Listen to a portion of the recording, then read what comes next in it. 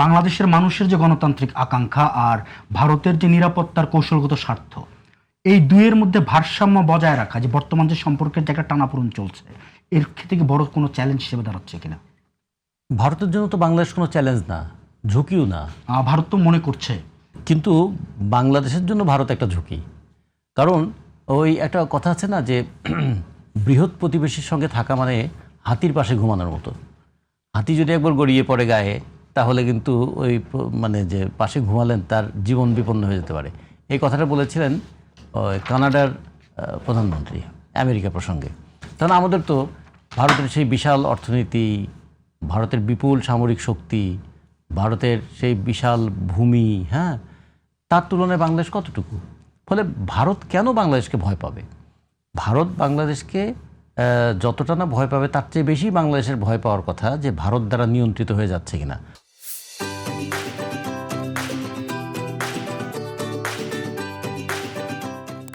কারণ 3 দিক ঘিরে আছে ভারত, সামনে সামান্য একটু জায়গা মায়ানমার, আর এরপরে হলো বঙ্গোপসাগর।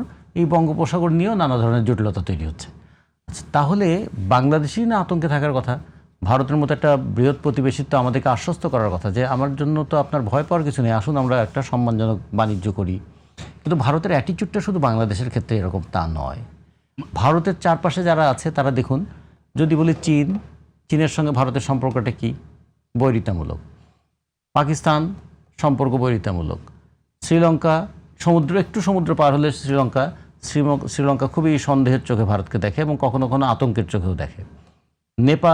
নেপাল তো ভারতকে সবসময় তারা একটা থ্রেট হিসেবে একমাত্র হিন্দু রাষ্ট্র, কিন্তু এখন সে হিন্দু রাষ্ট্র না, সে চেঞ্জ করেছে সংবিধান।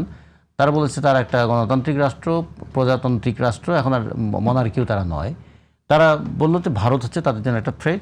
যদিও নেপাল একটা ল্যান্ডলকড কান্ট্রি, কলকাতা বন্দরের উপরে তাদের অনেক কিছু নির্ভর করতে হয়। নেপাল বাংলাদেশের সঙ্গে একটু ব্যবসা বাণিজ্য করতে চায়, আমাদের মংলা পোর্টের বেনিফিটটা নিতে চায়, কিন্তু ভারত সেটা দেবে না।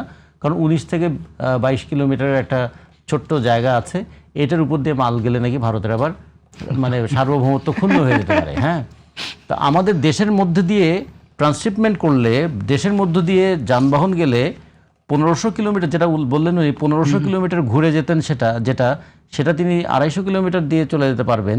এইটা ব্যবহার করলে আমার সার্বভৌমত্বের একটু ক্ষতি হবে না, কিন্তু 19 কিলোমিটারের জন্য ভারতের সার্বভৌমত্ব ক্ষুণ্ণ হয়ে যেতে পারে। এই যে অ্যাটিটিউডগুলো হয় কি যে আমাদের যে কথাটা বলছিলাম, তাহলে নেপালের সঙ্গে এই সম্পর্ক। একটু দূরে আছে যদি বলি মালদ্বীপ, সেখানেও তাহলে ভারতের সঙ্গে চীন, পাকিস্তান, নেপাল, শ্রীলঙ্কা, মালদ্বীপ, একমাত্র তার সঙ্গে একটা নিয়ন্ত্রণমূলক সম্পর্ক ছিল বাংলাদেশের, সেটাও কিন্তু দীর্ঘদিন ধরে ওই লেবু কসলালে যেমন তিতা হয়ে যায়, আমাদেরকে প্রায় তিক্ত করে ফেলার মতো চেষ্টা করেছে। তাহলে ভারতের আর কার সঙ্গে তাহলে সম্পর্ক ভালো আছে? এখন একটা দূরবর্তী সম্পর্ক ভালো রাখার চেষ্টা করছে আফগানিস্তানের সঙ্গে, কিন্তু সেটা তো অর্থনীতিতে, সংস্কৃতিতে এবং রাজনীতিতে তার খুব বড় কোনো প্রভাব থাকবে না। তাহলে ভারতের এটা বিবেচনা করা উচিত। আমরা দুটো জিনিস দেখি, হয় আমাদের এখানে ওই দাদাগিরির সম্পর্ক অথবা আদা কাঁচকলার সম্পর্ক। তা আমরা দাদাগিরির সম্পর্ক তো কোনো রাষ্ট্রই কখনো মানতে চাইবে না। বাংলাদেশ যখন দেখুন মাথাপিছু ইনকামে বাংলাদেশ এবার বললো তার $3020 হচ্ছে মাথাপিছু আয়, সেটা ভারতকে ছাড়িয়ে গেছে। সেটা আমাদের দেশের আভ্যন্তরীণ বৈষম্য, সেটা আমাদের বিষয় যে আমাদের এই যে মাথাপিছু আয় $3020 বলছি, কিন্তু বৈষম্যটা এত বেশি। যেখানে গার্মেন্টস শ্রমিকদের মজুরি 12,500 টাকা, সেখানে হয়তো কেউ একজন বেতন পাচ্ছেন 18 লাখ 20 লাখ, ফলে কিংবা কেউ আয় করছেন দিনেই হয়তো ঘন্টায় আয় করছেন 12,500 টাকা। এই দিকটা বিরাট এক বৈষম্য আছে, সেটা আমাদের আভ্যন্তরীণ ব্যাপার। কিন্তু আমাদের জিডিপি যদি বলি $450 বিলিয়ন ক্রস করেছে। আমাদের এক্সপোর্ট আর্নিং যদি বলি, তো এক্সপোর্ট আর্নিং একমাত্র গার্মেন্টসেরটাই আমাদের ভারতকে ছাড়িয়ে গেছে। হ্যাঁ, ভারতের গার্মেন্টস এক্সপোর্টের তুলনায় আমাদের গার্মেন্টস এক্সপোর্ট বেশি। আমাদের দেশের টোটাল কনজামশন যদি ধরি, এই কনজামশনের মধ্যে আমাদের ফুড গ্রেইন কনজামশন কী, আমাদের ক্লোদিংয়ের ক্ষেত্রে কী, আমাদের ওষুধের ক্ষেত্রে কী, আমাদের গাড়ি ঘোড়ার ক্ষেত্রে কী। বাংলাদেশের রাস্তায় যত মোটরসাইকেল চলে তার বেশিরভাগ হয় ভারতীয়, নাহলে চাইনিজ। তার মানে আমরা একটা কত বড় মার্কেট না ওদের জন্য, মোটরসাইকেলের মার্কেট। প্রায় 22 থেকে 23 লক্ষ মোটরসাইকেল চলে আমাদের এখানে। আচ্ছা, যদি আমরা এখানে যদি বলি যে সিএনজি যা চলে, সিএনজি প্রায় পুরোটাই ঢাকা শহরে তো 13,000-এর উপরে সিএনজি চলে, পুরোটাই ভারতের না। ফলে বাংলাদেশ ভারতের জন্য একটা কত বড় মার্কেট। তাহলে ভারত কি চায়? শুধুমাত্র বাংলাদেশকে তার জিনিস বিক্রির জায়গা হিসেবে, নাকি বাংলাদেশের সঙ্গে তার রাজনৈতিক, অর্থনৈতিক, সাংস্কৃতিক, ভূ রাজনৈতিক সম্পর্কের দিক থেকেও একটা মর্যাদাপূর্ণ সম্পর্ক রাখবে? খেয়াল করে দেখুন, গত 18 বছর তো সম্পর্কটা মর্যাদাপূর্ণ ছিল না। না, কিন্তু তার প্রতিক্রিয়াটা কি হয় দেখুন। একসময় ভারতের সঙ্গে বাংলাদেশের বাণিজ্য ছিল সবচেয়ে বেশি। এখন বাংলাদেশের সঙ্গে সবচেয়ে বাণিজ্য কার বেশি? চীনের। ভারতের সঙ্গে আমাদের বাণিজ্য $14 বিলিয়ন, চীনের সঙ্গে বাণিজ্য $20 বিলিয়ন।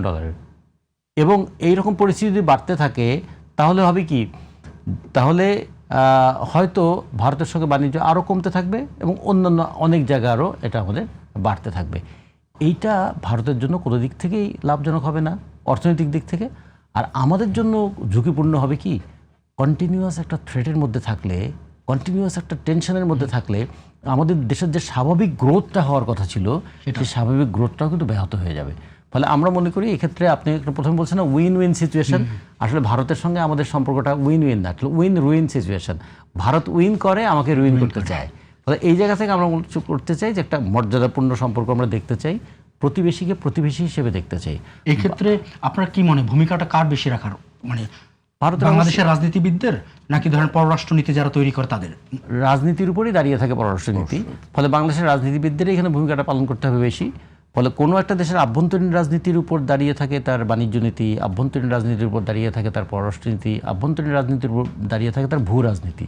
ফলে আমাদের রাজনীতিটা এই জায়গায় দাঁড় করাতে হবে যে আমরা একটা সভরেন কান্ট্রি, আমাদের মানে এনাফ পটেনশিয়ালিটি আছে নিজেদের অর্থনীতিকে স্বাবলম্বী করার, আমাদের এনাফ পটেনশিয়ালিটি আছে ফুড সিকিউরিটি এবং ফুড সার্ভেন্টি অর্জন করার, আমাদের একটা দারুণ সম্ভাবনা আছে আমাদের জ্বালানির উপরে নিজের নির্ভরশীলতাটা তৈরি করা। এখন ধরুন আমাদের 2,900 মেগাওয়াট 29,000 মেগাওয়াট হচ্ছে আমাদের বিদ্যুৎ উৎপাদনের ইনস্টলড ক্যাপাসিটি। বিদ্যুৎ লাগে কত? আমাদের বলা হচ্ছে 17 থেকে 19,000 মেগাওয়াটের মতো। প্রোডাকশন হচ্ছে কত? 12-13,000 ঘাটতি। এর মধ্যে 2800 মেগাওয়াট নিতে হয় আদানির কাছ থেকে। কেন? আদানি যে বিদ্যুৎ তৈরি করে সেই বিদ্যুৎ আমরা তৈরি করতে পারবো না কেন? আমরা আদানির বিদ্যুৎ নেব, আদানি 2 দিন পর তিনি হঠাৎ করে বলবেন তার একটু সমস্যা হয়েছে, 500 মেগাওয়াট বিদ্যুৎ কমিয়ে দিলেন। আচ্ছা, হঠাৎ করে 500 মেগাওয়াট বিদ্যুৎ কমে গেলে আমাদের শিল্পে, অর্থনীতিতে তার প্রভাব কী পড়ে? অনেক আগে লালন একটা গান লিখেছিলেন এরকম, আমার ঘরের চাবি পরেরও হাতে। তাহলে এখন বিদ্যুৎ ব্যবহার করব আমি, উৎপাদন হবে ভারতে, তাহলে এটা আমার তো বলছে বিদ্যুতের যে সার্বভৌমত্ব মানে এনার্জি সভারেনিটি সেটাও তো হ্যাম্পার্ড হয়ে যায়। তো এই জায়গাগুলো আমাদের কিন্তু খেয়াল রাখা উচিত ছিল যে প্রত্যেকটা দেশের কিছু মানে বলবো গুরুত্বপূর্ণ ইয়ে থাকে, কি পয়েন্ট অফ ইনস্টলেশন যেরকম আমরা বলি, সেরকম কিছু জিনিস, যেমন জ্বালানি, খাদ্য, তার চিকিৎসা এবং তার শিক্ষা। আমরা এখন একটু যাদের সামর্থ্য আছে তাদের জন্য শিক্ষা গ্রহণ করতে পাঠাই ভারতে, তার চেয়ে একটু সামর্থ্য বেশি যারা তারা চলে যাচ্ছে মালয়েশিয়াতে, তার চেয়ে একটু সামর্থ্য হলে চলে যাচ্ছে ইউরোপে, আর যদি আরও একটু বেশি সামর্থ্য হয় তাহলে পাঠিয়েছে কানাডায়। আমার নিজের দেশের সেই সামর্থ্যটা, শিক্ষার মানের এটা বাড়াচ্ছি না কেন? এই সর্বশেষ এটুকু বলে শেষ করে যে 2 দিন আগে এসএসসি পরীক্ষার রেজাল্ট হলো, দেখেন 18 লক্ষ ছেলেমেয়ে এসএসসি পরীক্ষা দিয়েছিল, 7 লক্ষ ফেল। যারা পাশ করলো তাদের মধ্যে বিরাট একটা অংশ জিপিএ 3 নিচে।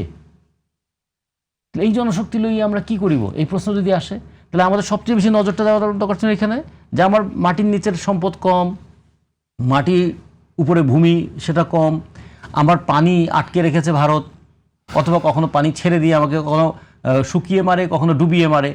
সেই জায়গায় আমার একমাত্র দক্ষ জনশক্তি তো আমার সবচেয়ে বড় শক্তি হওয়ার কথা ছিল। সেই ক্ষেত্রে আমাদের বিনিয়োগ কোথায়?